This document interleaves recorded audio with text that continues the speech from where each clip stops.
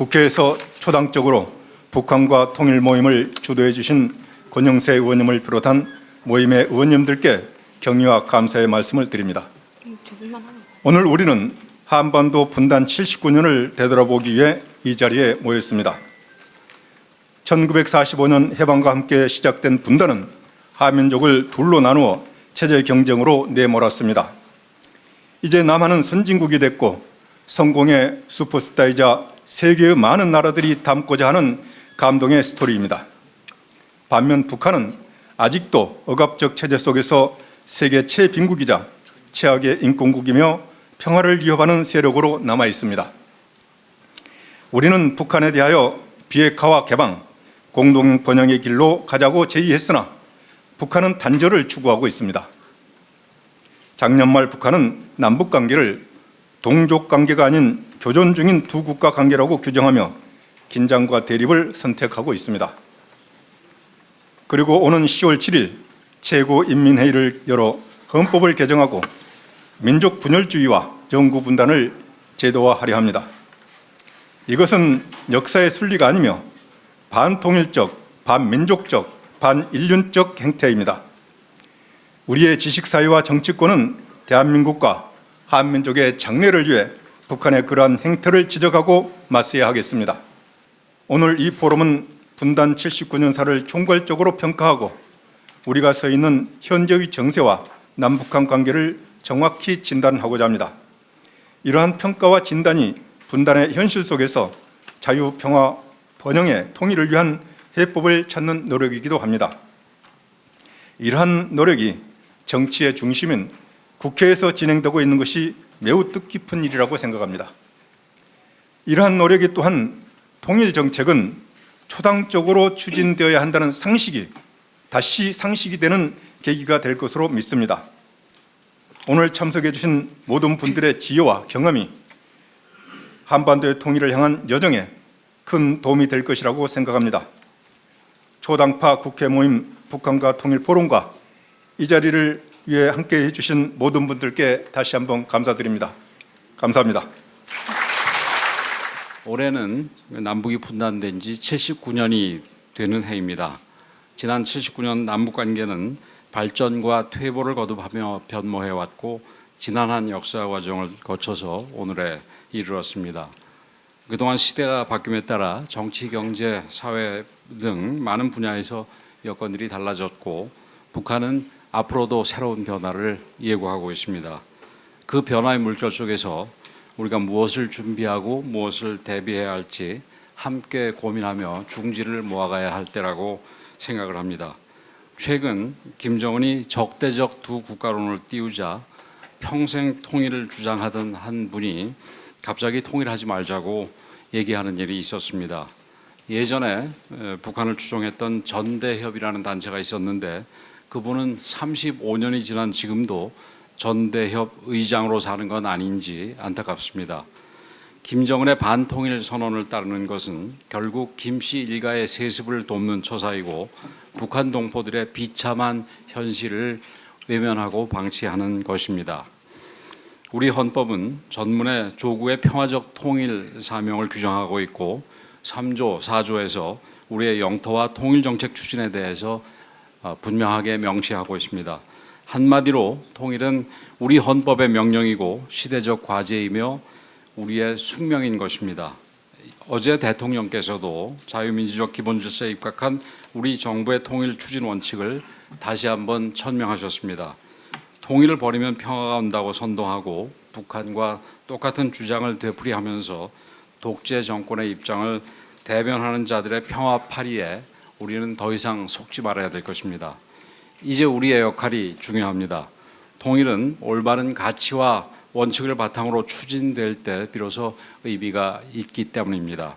오늘 포럼에서는 지난 79년간 남북 관계가 어떻게 달라졌고 또 대북 정책은 어떻게 변모해 왔는지 점검하며 자유 통일 추진의 헌법상 책무를 다시 한번 상기해 보고자 합니다. 바쁘신 와중에도 참석해 주신 의원님들과 관심 가져주신 모든 분들께 진심으로 감사드리며 자유와 번영의 통일 시대를 향해 여러분과 함께 달려가도록 하겠습니다. 감사합니다. 오늘 여러분 많이 지켜보셨습니다마는 우리 국회 또 우리 정치인들 관심을 가질 수밖에 없고 또 그런 의미에서 오늘 참석해 주셔서 저희 그 포럼을 격려해 주시고 또 지켜봐 주신 데 대해서 오늘 회의를 주재하는 한 사람으로서 감사를 드립니다. 앞서 말씀하신 것처럼 이 국회에서 오늘 이 자리를 마련한 것은 역시 통일이라고 하는 그 중요한 과제는 우리가 초당적으로 접근해야 되고 또 초당적으로 접근할 때만이 비로소 성과를 낼 수 있고 또 그렇게 하기 위한 노력의 일환이다 이렇게 생각합니다. 근데 사실은 분단을 먼저 얘기를 해야 될 것 같습니다. 여러분 제가 책자에 대충 이제 큰 그림을 이제 그려놨는데요. 우선 이제 제가 말씀드린 것은 분단이 시작되면서부터 시작해서 지금까지의 이제 역사의 변곡점들을 말씀을 드리려고 합니다. 특히 이제 분단이 진행이 되면서 우리 국제 정치 환경은 냉전이라는 것이 드리워졌고 냉전을 어떻게 나눌 것이냐 뭐 여러 가지 고민을 해봤는데 냉전도 사실은 쭉 소련이 붕괴되기 전까지 냉전도 1기가 있고 2기가 있습니다. 그래서 냉전 1기, 2기라고 해서 1기와 2기의 분수령은 흔히 이제 미중 관계의 관계 개선을 하는 데탕트라는 차원에서의 이제 분단 이후에 있어가지고 냉전의 변화라고 볼 수가 있는 거고요. 그리고 소련이 붕괴되면서 탈냉전기라고 합니다. 그래서 냉전이 끝났다라는 뜻에서 탈냉전이라고 그러는데 탈냉전을 또 어떻게 나누냐면 1기, 2기로 나눌 수 있는데 1기, 2기의 분수령은 9.11 테러를 가지고 나눌 수가 있습니다. 지금 시대는 어떤 시대인가요? 고민을 해보니까 사실은 탈냉전 3기라고 얘기를 할 수가 있는데 사실 어떤 분들은 탈냉전이 아니라 신냉전이다라고 해서 탈냉전 3기를 어찌 보면 신냉전에 비유하기도 합니다. 그러나 아직 여러 가지 이제 그 전문가들 사이에는 디스푸트가 있지만은 기본적으로 냉전 1기, 2기 그리고 탈냉전기 1기, 2기 2기를 또 혹자는 탈탈냉전이라고 합니다. 그래서 9.11 테러 이후에 국제 정치의 모습이 어떻게 달라졌느냐라는 걸 얘기를 합니다. 그래서 이러한 국제 정치적 환경 속에서 대한민국은 어떠한 변화를 가졌냐, 한반도는 어떠한 변화를 가져왔느냐에 대해서 오늘 말씀을 드리려고 합니다. 흔히 이제 한반도의 분단부터 말씀을 드려야겠죠. 분단 이후라고 하지만 이 분단 자체가 해방 이후에 우리가 곧 올 것 같은 한반도에 있어서의 독자적인 정부, 건국이 이루어질 것 같았지만 실질적으로 분단이라는 아픔을 겪어야 되는 상황을 맞이한 거죠. 즉 2차 세계대전이 끝나자마자 분단의 그림자는 한반도를 덮었다라고 얘기를 할 수가 있습니다. 그래서 이 분단에 있어서의 원인을 이제 가지고 많은 분들이 얘기를 합니다. 외세에 의한 분단이다라고 얘기를 하고 있고요. 또는 국내 정치 지도자들 간에 있어서의 합의를 하지 못했기 때문에 분단이 이루어졌다라고 하면서 외인론, 내인론을 가지고 서로 논쟁을 하기도 했습니다. 그렇지만 점점 분단에 대한 논의가 일어날수록 그리고 여러 가지 이 냉전에 있었던 문서가 발견되면서 실질적으로 냉전의 원인은 기본적으로 처음에는 외세에 의한 분단이 강했고 후에는 내적인 정치 지도자들의 합의를 이루지 못했기 때문에 분단이 이루어졌다라는 외인론과 내인론의 복합형으로 이제 나눠지고 있습니다. 그러나 제 개인적으로 생각하기에는 애시당초 분단은 기본적으로 소련의 팽창 정책 여기에 대응하는 미국의 대응 이걸로 냉전이 시작이 됐다고 볼 때 이 분단도 사실은 소련의 팽창 정책 그리고 김일성 이러한 두 공산주의자들에 의해서 한반도는 분단이 고착화되는 과정을 겪었다라고 말씀을 드릴 수 있습니다. 이러한 국제정치의 환경이라는 것이 기본적으로 한반도에 미친 영향은 냉전에 흔히 얘기하는 서막이었다라고 볼 수가 있습니다. 당시 미소가 일본군을 무장 해장시키기 위해서 한반도에서 일본군을 몰아내기 위해서 분할 점령을 했다 하지만은 계획이 없었던 소련에 의해서 점령된 것이 아니라 소련은 남하를 하면서 김일성을 내세우면서 기본적으로 이 한반도에 있어서의 분단을 고착화시키는 그런 계획을 세웠던 것으로 판단이 됩니다. 이후에 있어서의 냉전이 고착화되는 측면은 6.25 전쟁이라고 볼 수가 있는 거죠. 이것도 기본적으로 냉전, 이데올로기 전쟁에 의한 냉전이라고 볼 수가 있는 것입니다. 결국은 소련의 팽창 정책이 6.25까지 이루어진 거고 그것이 분단의 고착화라고 말씀을 드릴 수가 있습니다. 이후 이 한반도는 기본적으로 두 개의 한국이 된 거죠. 기본적으로 박정희 정권 그리고 김일성 정권에 의해서 분할되었고 이것이 기본적으로 남한에서는 북한 공산주의자를 북한 공산주의의 위협을 강조하면서 권위주의 정부가 세웠던 것이고 그리고 미국과에 있어서의 동맹과 연루의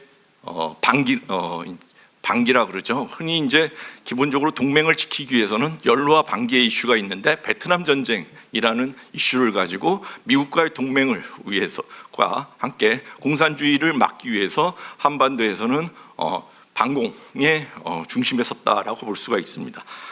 반면 북한은 기본적으로 국방과 경제 노선을 이제 채택해 가지고 군사력을 증강하고 대남 공작을 강화하는 60년대를 맞이했다고 볼 수 있죠. 그야말로 냉전이 한참 무르익어가는 그런 상황이 한반도에도 있었다라고 얘기를 할 수가 있는 것이고 이러한 상황이 베트남 전쟁을 통해서 냉전이 서서히 다른 방향으로 갔습니다. 기본적으로 베트남 전쟁에서 쉽게 이길 것으로 했던 미국 패권이 베트남 전쟁의 패함으로 인해서 미국은 다른 생각을 하게 되는 거죠. 즉 미소 경쟁에서 약화된 그들의 국력을 중국을 끌어들이면서 새로운 삼각 구도를 형성하게 됩니다. 즉 미중 관계 개선이라는 것을 시도를 하죠. 그것은 어떠한 결과를 가져왔냐면은 닉슨의 독트린이 나왔고 이것이 아시아의 안보는 아시아인이라는 상황 속에서 기고로 주한미군 철군을 얘기하게 되는 거죠. 여기에 대해서 한국 정부는 강하게 반발을 했고 주한미군 철군을 실현되지 못했습니다만은 강한 이 미국의 정부와의 갈등 관계 속에서 한반도를 지켜내는데 어느 일부분 성공한 부분이 있다라고 볼 수가 있습니다. 결국은 이 미국 패권의 베트남 전쟁의 패함으로써 약화가 되고 중국과의 관계 개선으로서 미중 관계 개선을 하고 그리고 약화된 어떻게 보면 한반도에서의 이 자유주의의 위상 이런 것들을 극복하기 위해서 7.4 공동성명이라는 박정희 정부와 김일성 정권과의 공동성명을 만들어내게 되는 거죠. 결국은 어찌 보면은 냉전이라는 험준한 상황 속에서도 한반도의 안보를 위해서도 결국은 우리 정부와 김일성과는 협상을 할 수밖에 없는 그런 상황을 가졌다고 볼 수가 있습니다. 즉 냉전 상황 속에서 우리의 자율성이 제한되는 것 같지만 실질적으로 어찌 보면은 한반도의 평화를 위해서 우리의 자율성을 어느 정도 스트레치했다라고 평가를 할 수가 있습니다. 이러한 이 냉전 상황 이 지속되고 80년대에 있어가지고 냉전 상황은 계속됐습니다만은 50 정부도 남북한 관계 개선하는 협상을 진행을 했고 사실 이러한 상황은 아웅산 테러라는 고조되는 한반도에서의 긴장 고조 이것을 약화시키는데 일면 어느 정도 성공했다고 볼 수가 있습니다. 이러한 상황 속에서 소련은 붕괴가 됐고 그 사이에 있어가지고 우리의 자율적 주도적 외교는 북방 정책으로 나타났다고 볼 수가 있습니다. 즉 사회주의 국가들과의 관계 개선을 위한 노태우 정부의 60 정부의 북방 정책 이것은 기본적으로 소련이 붕괴하는 사이에 탈냉전 시기가 도래하는 상황 속에서 우리 외교에 있어서의 가장 적극 외교를 보여준 성공적인 사례라고 저는 생각을 합니다. 실질적으로 60 정부에 있어가지고 외교 정책에 있어가지고 처음의 시작부터 마무리까지 성공적으로 진행한 것이 북방 외교 노던 디플로머시가 아니었나 생각을 합니다. 이를 통해서 어찌 보면은 사회주의 국가와의 관계 개선도 이루어냈고 북한과에 있어서의 기본 합의서라든지 비핵화 공동선언 이런 부분들을 만들었다라고 볼 수가 있습니다. 한 가지 좀 아쉬운 부분은 당시에 이 남북한이 만들어놓은 비핵화 공동선언문 이것은 기본적으로 우리의 핵을 포기하는 결과를 가져오게 되는데 미국의 전술핵이죠. 그때 조금 더 북한의 상황을 좀 즉시하고 이 상황을 좀 더 우리가 잘 이용했다 그러면 지금 같은 상황까지 오지 않았을까 하는 아쉬움이 남는 대목이 비핵화 공동선언에는 남아 있습니다. 하지만 어찌 보면은 이 탈냉전 상황 속에서 우리가 항상 우리 외교가 기본적으로 자율적인 측면이 제한받고 있는 상황 속에서 주도적인 외교를 펼치는 하나의 좋은 사례가 아닌가 생각을 합니다. 이러한 이 변화는 기본적으로 9.11 테러, 미국이 처음으로 공격당하는 상황 속에서 테러와의 전쟁 속에서 한반도는 기본적으로 어느 정도 이 국제 정치 무대 속에서 약간은 비켜나는 듯 했습니다. 그런 상황 속에서 사실은 북한의 핵은 점점점 발전하게 되고 지금에 이르렀다라고 말씀을 드릴 수 있습니다. 이러한 상황 속에서 가장 큰 변화는 미중 관계의 변화라고 볼 수가 있습니다. 즉 미중 간에 있어서의 전략 경쟁 이러한 것이 진행이 됐던 거고, 지금에 있어서의 그 탈냉전 3기라고 하는 신냉전이라고 평가받기도 하는 상황에서 미중 경쟁은 점점 격화되었다라고 볼 수가 있습니다. 즉 지금에 있어서의 국제 정치를 얘기해 보면 사실은 팬데믹이라는 새로운 형태의 신흥 안보의 부상으로 인해서 미국과 중국이 과거에 있어서의 전략적 경쟁 속에서 협조할 건 협조하고 갈등할 건 갈등하는 상황 속에 이러한 변화는 팬데믹을 통해서 좀 더 충돌적인 측면으로 가져왔다라고 볼 수가 있습니다. 즉 팬데믹이라는 것 자체가 기본적으로 지구촌의 위기라고 할 수가 있는데, 이러한 위기 속에서는 기본적으로 국가들은 어떻게 하냐? 주로 협력을 하죠. 이 위기를 극복하기 위해서. 초강대국도 사실은 협력을 통해서 위기를 극복하는 것이 상식이라고 생각을 할 수 있습니다. 그렇지만 이 팬데믹 상황 속에서 미중은 격돌하게 되고 점점 충돌의 위기까지 가져오는 상황이라고 볼 수가 있습니다. 이것을 신냉전적 상황의 시작이다라고 볼 수가 있는데, 여기에 기름을 부은 것은 푸틴의 우크라이나 전쟁이라고 말씀을 드릴 수가 있습니다. 사실 푸틴의 러시아, 이 푸틴은 과거의 이 영광을 되돌리고자 하는 소련의 영광을 되돌리고자 하는 야망이 있다라고 볼 수가 있고, 팬데믹을 이용한 미중 관계에 있어서의 갈등 상황을 이용해서 교묘하게 이 상황을 뚫고 들어왔다라고 볼 수가 있는 것이고, 이러한 상황 속에서 러시아는 우크라이나를 누구도 예상치 못했던, 당시에 많은 전문가들이 실질적으로 팬데믹 이전과 이후에 있어가지고 비교를 해보면 푸틴이 러시아를 침공할 가능성은 거의 없다라고 했지만 실질적으로 침공을 했고 3일만 3달 만에 전쟁이 끝날 거라고 했지만 거의 3년이 다 갈 정도로 우크라이나 전쟁은 진행이 되고 있다라고 볼 수가 있습니다. 결국은 미중 전략 경쟁 속에서 삼각 구도를 원하는 이 우크라이나 전쟁의 의미는 상당히 우리한테도 심각하게 영향을 미친다고 저는 생각을 합니다. 핵무기 사용 가능성을 푸틴이 보여줬고요. 그리고 북러가 밀착함으로 인해 가지고 국제 정치에 있어 가지고의 이 북한의 위상을 다시 한번 보여주는 그런 상황을 끌고 가고 있습니다. 즉 북핵 고도화가 점점 가시화되지 않을까 하는 생각이 됩니다. 뿐만 아니라 여러분도 아다시피 공급망 위기까지 지금 처해 있는 상황이라고 볼 수 있습니다. 따라서 우크라이나 전쟁의 결과에 따라서 미중 전략 경쟁, 그리고 북한의 핵 개발, 이러한 것들이 상당히 영향을 미칠 가능성도 있고, 뿐만 아니라 동아시아에 있어서의 중국의 대망 침공 가능성에까지도 영향을 미친다고 할 수가 있습니다. 과거 인도태평양 사령관, 미국의 사령관이죠. 이 21년에 앞으로 5, 6년 안에 중국이 대만을 침공할 가능성이 많다라고 얘기를 한 바가 있습니다.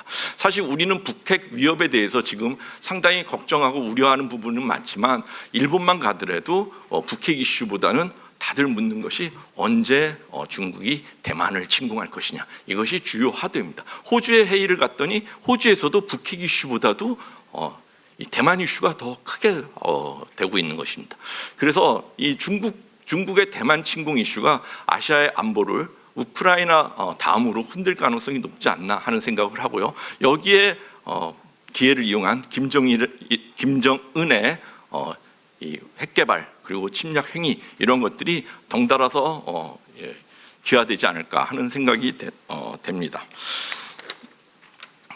따라서 기본적으로 우리가 한반도 분단 79년, 내년 80년을 맞이하는 상황에 있어서 한미 동맹이 과거서부터 시작해서 지금에 이르기까지 여전히 사실은 가장 중요한 변수로 진행이 되었다라고 볼 수가 있는 것이고요. 지금까지도 한미 동맹의 중요성은 아무리 강조해도 지나치지 않을 정도로 동맹의 강화는 계속 진행되고 있다라고 말씀을 드릴 수가 있는 것이고요. 좀 이제 시간이 돼서 정리를 하자면은 2차 세계대전 이후 현재까지 한반도는 국제 정치에 있어서의 어떤 체제적 변화의 가장 중심부에 위치하고 있다. 미소 이데올로기 경쟁, 그리고 지금은 미중 간에 있어서의 전략 경쟁, 기술 경쟁, 이런 상황 속에서 여전히 우리는 한반도는 중심부에 있다라는 말씀을 드릴 수가 있고요. 그리고 이러한 냉전과 탈냉전을 거치면서 한반도 남과 남북 관계의 자율성은 상당히 제한받는 측면이 강했다. 그러나 7.4 공동성명 앞서 말씀드린 부분, 그리고 80년대에 있어서의 남북 간에 있어서의 긴장이 고조됐을 때 남북 대화를 시작하는 점, 그리고 탈냉전 시기에 있어가지고의 육공화국의 북방 정책, 이런 것들은 기본적으로 냉전과 탈냉전, 국제 정치의 어떤 혼란 속에서도 우리의 자율적 선택은 어느 정도 점점점 늘어났다라고 볼 수가 있는 거죠. 즉 종속 변수였던 한반도가 독립 변수로 커가고 있는 측면이 강하다라고 볼 수가 있습니다. 이런 상황 속에서 우리가 그렇게 독립 변수로 갈 수 있는 가장 중요한 요소 중에 하나가 한국과 미국의 동맹이 아닌가 생각을 해봅니다. 즉 한미 동맹에 있어서의 군사 동맹을 넘어서는 글로벌 전략 동맹이라고 하는 경제 문제라든지 기타 사회 부분에 있어서의 안보의 사회 부분에 있어서의 동맹, 이것이 이제 굉장히 중요시되는 측면이라고 볼 수가 있습니다.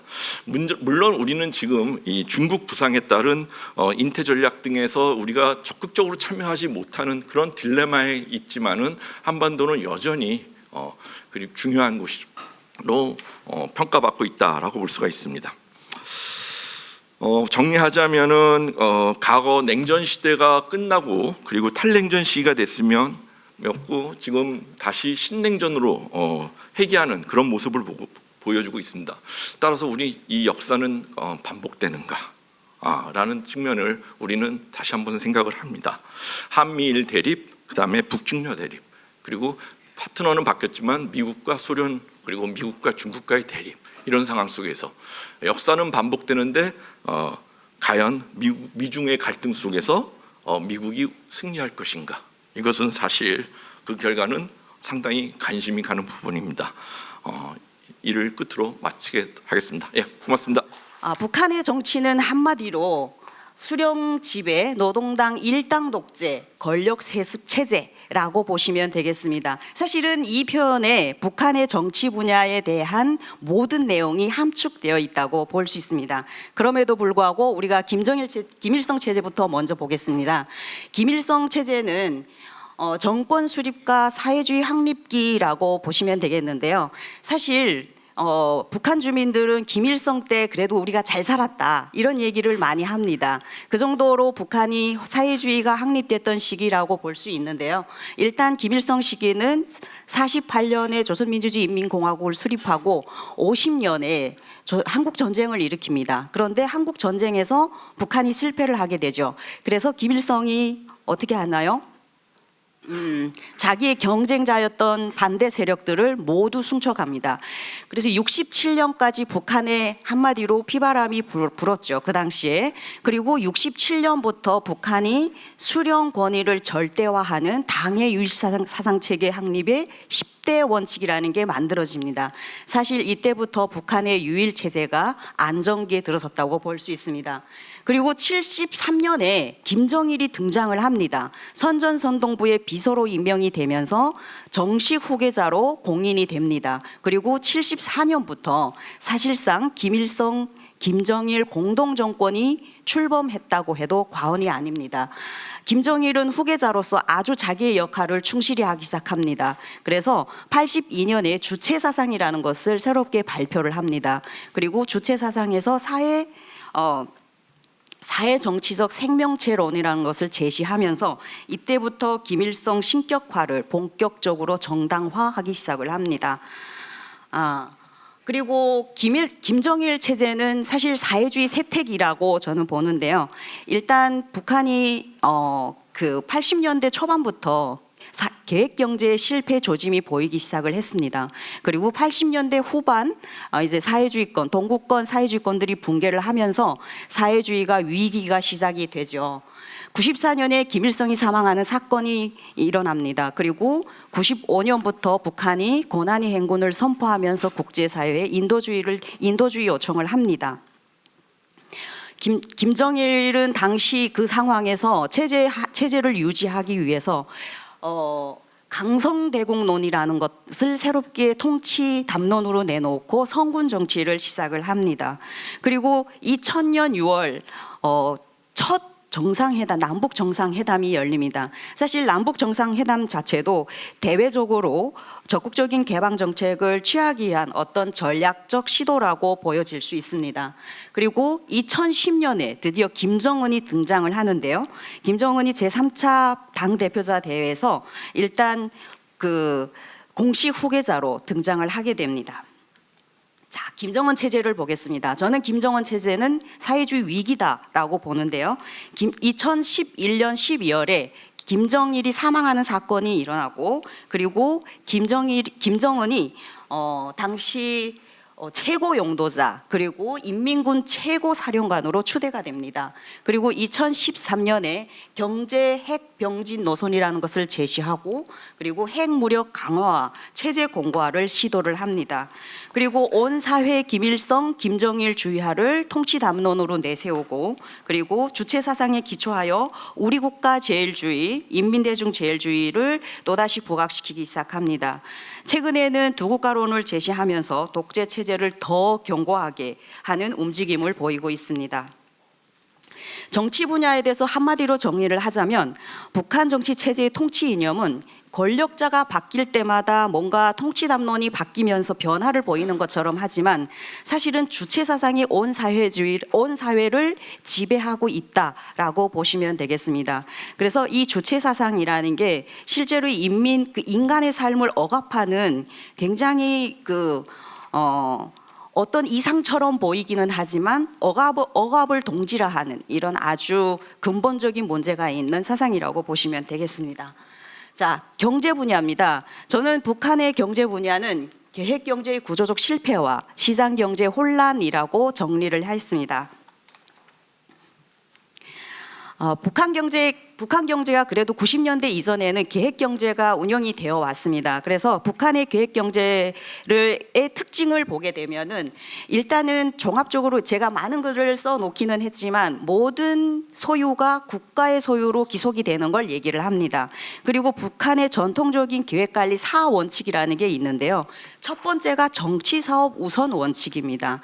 그래서 경제 분야에도 정치적인 지배가 굉장히 많이 접목이 되는 거죠. 그래서 모든 국가 경제 발전의 결과가 결국에는 국가로 모두 기속이 되는 이런 경제 체제를 유지하고 있었다라고 보시면 되겠습니다. 자, 그러면 90년대 이후 경제 흐름을 살펴볼 필요가 있는데요. 왜냐하면 북한이 90년대 중반을 기점으로 해서 90년대 이전과 이후 많은 상황이 경제 분야에서 달라졌습니다. 일단 앞에서 말씀드렸다시피 북한 경제가 이미 80년대 초부터 계획 경제의 한계를 드러냈습니다. 그리고 80년대 후반 이제 동구권 사회주의권들이 붕괴가 되면서 그 나라들에서 받던 원조가 단절이 되고, 그리고 국제사회에서 받았던 국제사회로부터 대북 제재를 받기 시작했고, 그리고 또 내부적으로 자연재해로 인해서 굉장히 국내외적으로 많은 상황들이 안 좋았습니다. 그래서 90년대 중반부터 고난의 행군을 겪으면서 주민들이 비공식 경제 활동으로 인해서 아래로부터의 변화가 시작되기 시작했습니다. 그런데 북한이 우리가 볼 때 많은 변화가 있는 것처럼 보이기는 하지만 여전히 식량 부족으로 인해서 영양실조 문제가 많다는 국제사회 보고가 있습니다. 그래서 내부적으로 경제 불균형 문제가 심각하다는 것을 우리가 예측할 수 있습니다. 김정은 체제에 들어와서 도시와 농촌 간 지역 격차를 줄이기 위해서 지방발전 20승 10 정책이라는 것을 내놓았습니다. 그런데 이 지방발전 정책 역시도 자력갱생 그리고 자급자족을 내세웠기 때문에 사실은 내부 자원이 고갈이 되면은 이것도 한계가 굉장히 많다라고 보시면 되겠습니다. 자, 그럼에도 불구하고 우리가 북한 경제 변화를 살펴볼 때 이 북한 경제 변화를 객관적으로 보기 위해서는 경제 성장률과 산업 분야별 GDP 그리고 대외무역, 비공식 경제 그리고 식량과 분배, 건강과 보건이라는 이 5가지 주요 데이터들을 이제 추이를 살펴보는 것이 매우 중요하다고 경제학자들은 얘기를 합니다. 그러면 우리가 첫 번째로 경제 성장률과 산업 분야별 GDP를 보시면은 실제로 지금 그래프를 보시면 여러분들이 바로 눈에 들어오시죠. 0을 기점으로 지금 현재 그 표준 편차가 모두 마이너스 성장률을 보이고 있습니다. 자, 그러면 산업 분야별 GDP는 어떨까요? 실제로 비슷합니다. 그래서 많은 그래프가 오르고 내리고 하지만 0을 기점으로 봤을 때 다 거의 표준 편차가 마이너스 성장률을 보이고 있다라고 보시면 되겠습니다. 자, 대외무역 상황은 어떨까요? 2016년 이후에 현저하게 줄어드는 모습을 보이고 있습니다. 그래서 실제로 보게 되면 지금 이렇게 수출 수입 추이가 굉장히 많이 떨어졌습니다. 그래서 대외무역 상황도 굉장히 안 좋다라고 보시면 되겠습니다. 실제로 북한이 대외무역을 지금 하고 있는데 그나마 보이는 그 대외무역 수출 수입 추이는 중국이 가장 큰 퍼센트를 차지하고 있습니다. 그래서 지금 현재 96% 이상이 중국과 교역을 하고 있다라고 보시면 되겠습니다.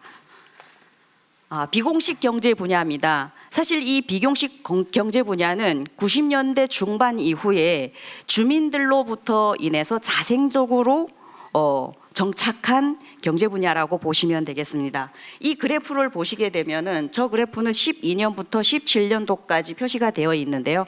실제로 그 통일부에서 조사한 이제 자료에 의하면 소매 장사가 여기서도 지금 예측할 수 있는데 점점 줄어들고 있습니다. 그리고 음식 장사 같은 경우에도 줄어들고 있어요.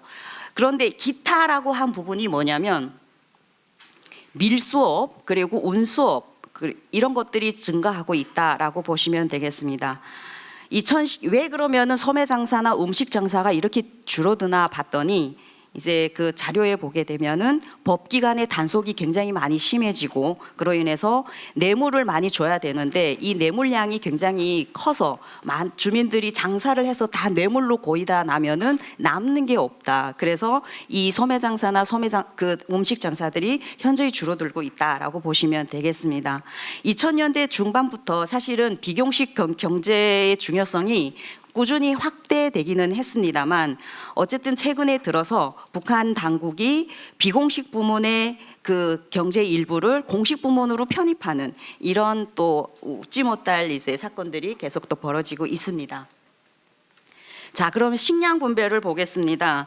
자, 도표에서 보시면 아시겠지만 실제로 보게 되면 북한이 연간 생산량이 지금 보면 2023년 보면은 482톤입니다. 그런데 세계보건기구 기준 북한의 1년 먹어야 되는 식량량이 659만 톤이라고 기준을 잡았습니다. 그러면은 한 200만 톤 정도가 식량이 늘 부족하다는 상태죠.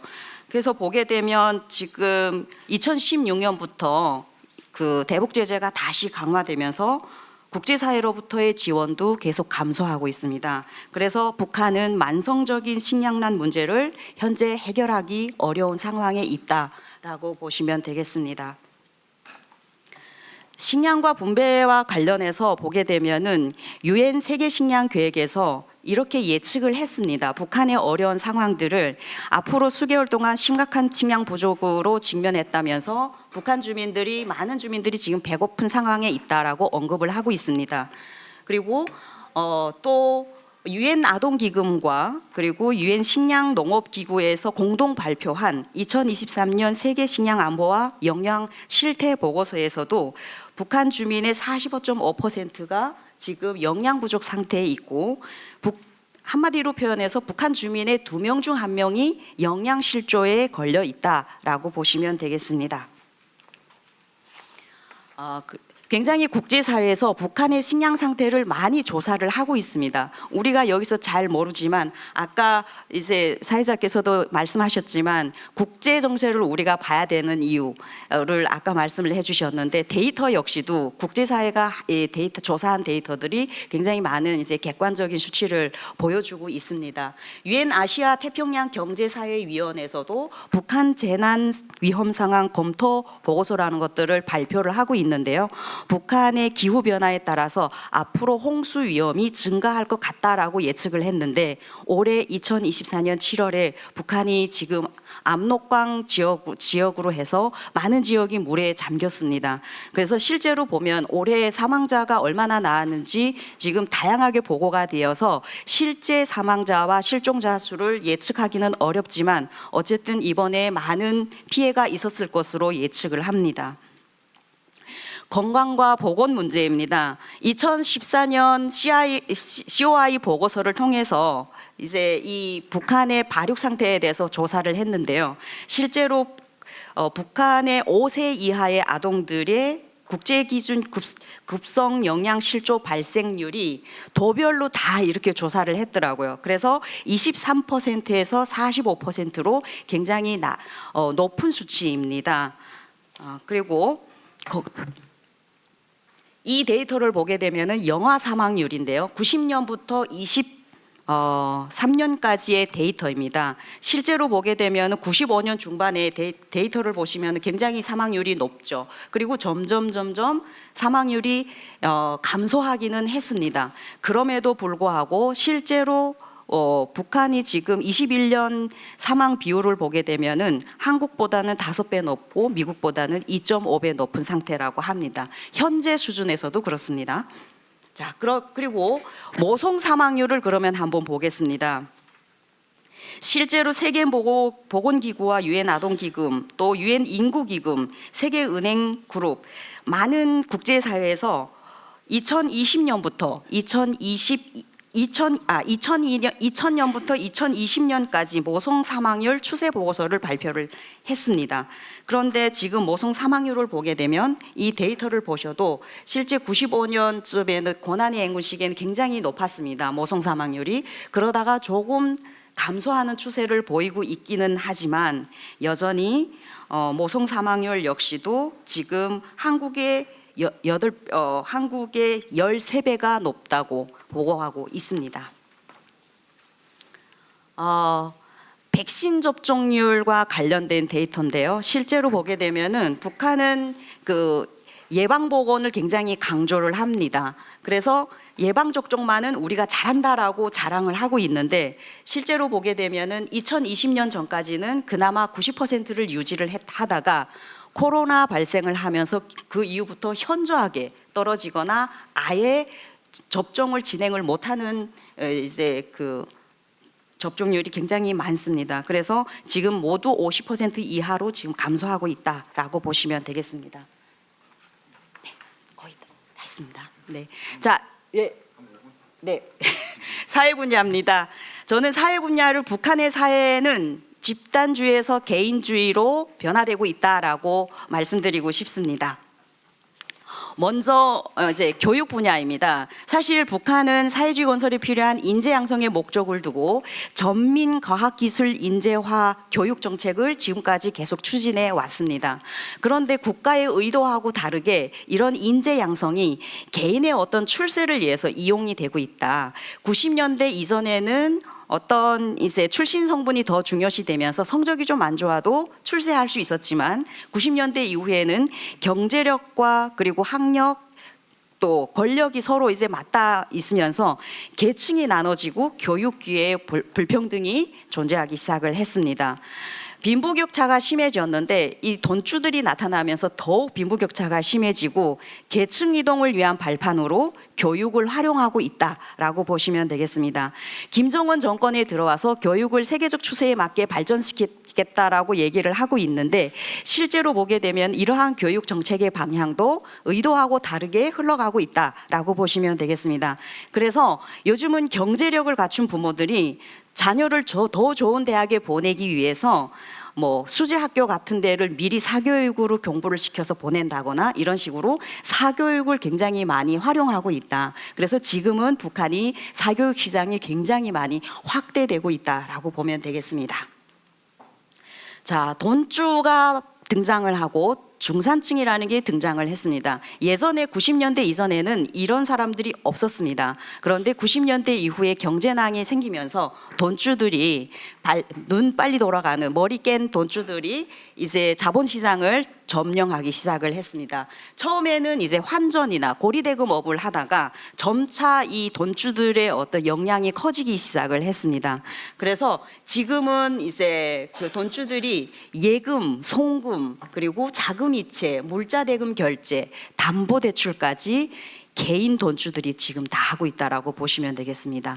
국영은행이 상업은행이 제대로 자기 기능을 못하기 때문에 돈주들이 은행을 대신해서 이런 역할들을 지금 하고 있다라고 보는 거죠.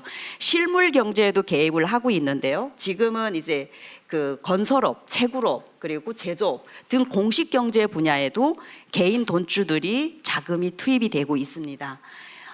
그래서 그리고 나서 90년대 중반 이후에 어떤 계층이 또 나타나기 시작했냐, 내부적으로 이렇게 소득이 발생하고 그리고 주택이나 식생활, 생활 수준에 따라서 중산층이라는 것들이 새로 생겨나기 시작했습니다. 그래서 중산층이 권력형, 그리고 전문가형, 상업형 이렇게 이제 나눠서 분석을 하는 연구도 있습니다.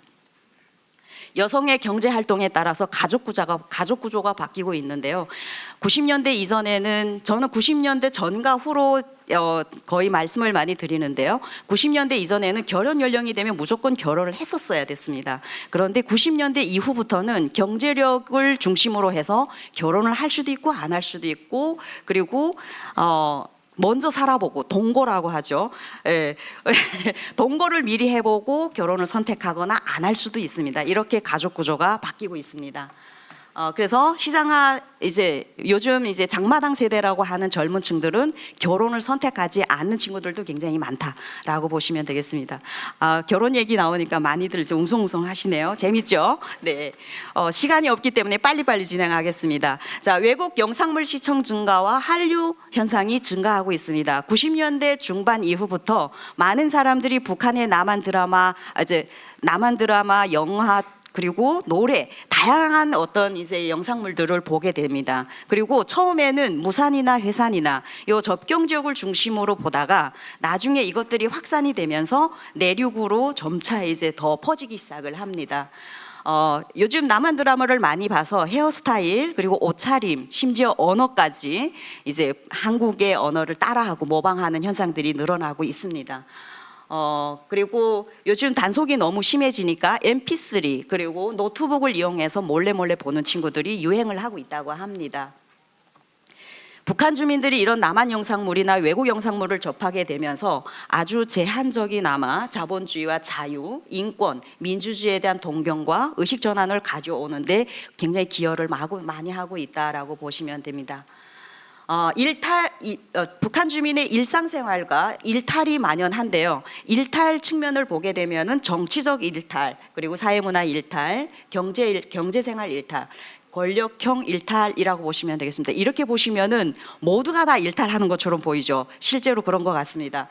그래서 북한 주민의 일상생활은 자립적 생존 방식의 변화, 문화 형태의 변화, 그리고 정치 의식의 변화, 이렇게 세 가지 측면으로 변화되고 있다라고 보시면 되겠습니다.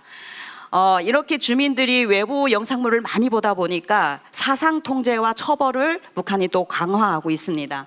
그래서 사상 이념적 통제, 정치 사회적 통제, 법적 통제를 굉장히 많이 하고 있는데요. 최근에는 반동 사상 문화 배격법, 그리고 청년 교양 보장법, 그리고 평양 문화어 보호법이라는 걸 내놓고 굉장히 많이 억압을 하고 있습니다. 예, 이제 마무리입니다. 네, 북한은 사실 변한 것과 변하지 않은 것이 있는 것 같습니다. 여전히 제가 보이는 이 부분들은 북한이 자력갱생과 그리고 식량 통치를 강화한다는 부분에서 여전히 통치 이념은 변하지 않고 있다라고 볼 수 있습니다. 그럼에도 불구하고 시장 확대와 통제 사이에서 사실은 북한 주민들의 삶은 변하지만 경제의 본질적인 한계가 있기 때문에 이 충돌이 일어나고 있다라고 보시면 되겠습니다. 그리고 가장 많이 큰 변화가 북한 주민의 일상에서 외부 정보를 접촉하는 빈도가 증가하면서 어떤 의식이나 가치관 변화가 크게 나타나고 있다라는 것이 저는 가장 큰 변화라고 생각을 합니다. 그런데 중요한 것은 북한이 이렇게 그 경제력으로 인해서 빈부격차가 생기면서 계층별 지역별로 굉장히 구조적 불평등이 존재하고 있는 문제도 함께 발생하고 있습니다. 그리고 대북 제재가 강화될수록 북한 체제는 더 많이 주민들을 억제고 조이고 있습니다. 굉장히 빠르게 79년사를 발표를 했습니다. 지금까지 제가 발표한 주제는 여기까지입니다. 경청해 주셔서 감사합니다.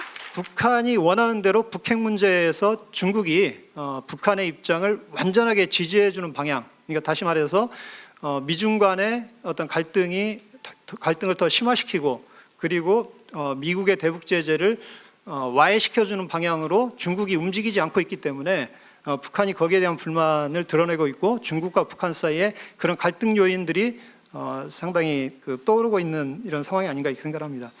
그다음에 러브 관계 같은 경우는 뭐 지금 서로 러시아와 북한의 관계는 과거에 완전히 지원을 일방적으로 북한이 받던 관계였습니다. 그런데 지금 우크라이나 전쟁에서 러시아가 군사물자와 군사무기가 필요하기 때문에 그 공급처로서 북한을 상당히 우대하고 있는데 그것도 과연 그 관계가 어느 정도까지 발전할 수 있을 것인가는 상당히 더 지켜볼 상황에 있다고 봅니다. 그래서 언제든지 중국이든 러시아든 미중 관계가 호전 되느냐 여부에 따라서는 상당히 약화될 수 있는 그런 여지가 있는 이런 상황이다. 그래서 북한이 원하는 북중러 어떤 협력은 상당히 취약한 그런 요인을 지금 가지고 있다.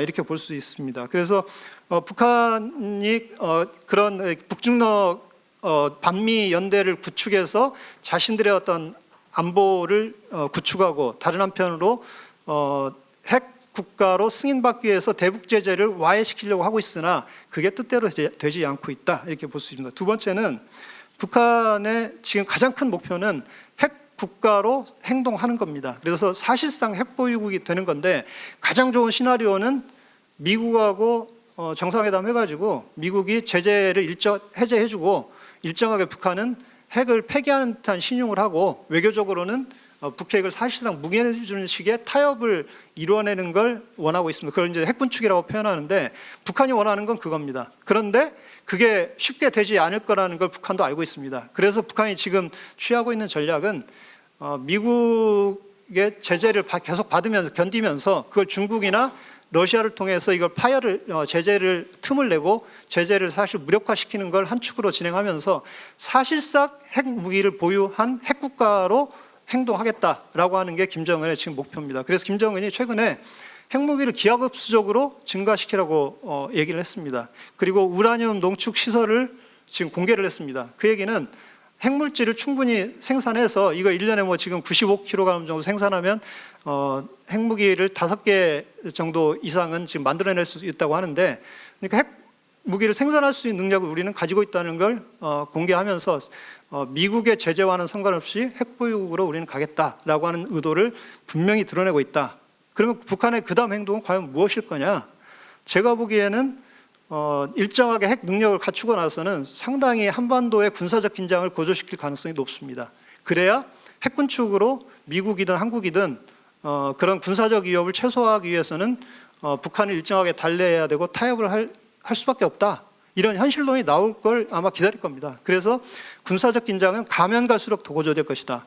그러면 그런 군사적 긴장이 고조될 때 한국은 천안함 폭침 때 보복을 했던 것처럼 군사적 보복을 과연 할 수 있느냐? 상당히 어려운 선택이 될 수도 있을 것이다. 저는 이렇게 생각을 합니다. 그렇기 때문에 이 핵 문제는 나이브하게 지금 우리가 보고 있을 게 아니다. 남북 관계에서 지금 북한이 원하는 건 핵국가로서 한국을 압도하는 할 수 있는 그런 상황을 만들겠다는 목표를 북한은 가지고 있다. 거기에서 그 목표를 포기할 가능성은 그렇게 많지는 않다. 이렇게 봅니다. 그러면 이런 어떤 상황이 과연 김정은이 원하는 대로 갈 수 있느냐? 저는 그것도 상당히 회의적입니다. 왜냐하면 지금 앞서 조현정 박사님 얘기한 것처럼 대북 제재를 북한이 받고 있습니다. 이 대북 제재 아까 경제 성장 그래프도 그렇고 그다음에 뭐 시장 상황도 그렇고 북한이 제재가 강화되면서 통치 자금도 상당히 많이 어려움을 겪고 있습니다. 중국과 지금 마찰이 일어나고 있는 부분은 그 통치 자금과 관련된 부분이나 핵심 군수 물자 수입과 관련된 부분에서 중국이 상당히 제재를 하고 있기 때문에 거기에 대한 갈등이 표출되고 있을 가능성이 저는 높다고 봅니다. 그렇기 때문에 북한이 이러한 전략을 하려면 자신들의 전략을 마이웨이로 가려면 결국은 경제력이 뒷받침이 돼야 되고 그 경제력의 뒷받침의 핵심은 제재가 풀려야 되고 제재가 풀리지 않으면 중국 쪽에서 지원이라도 해주든가 그리고 군수 물자도 마음대로 수입할 수 있는 이런 환경을 만들어주든가 그래야 되는데 그게 상당히 지금 어려운 상황으로 상당히 어렵게 지금 가고 있는 게 아니냐 이런 생각이 듭니다. 그렇기 때문에 북한 내부적 위기는 심화될 것이다.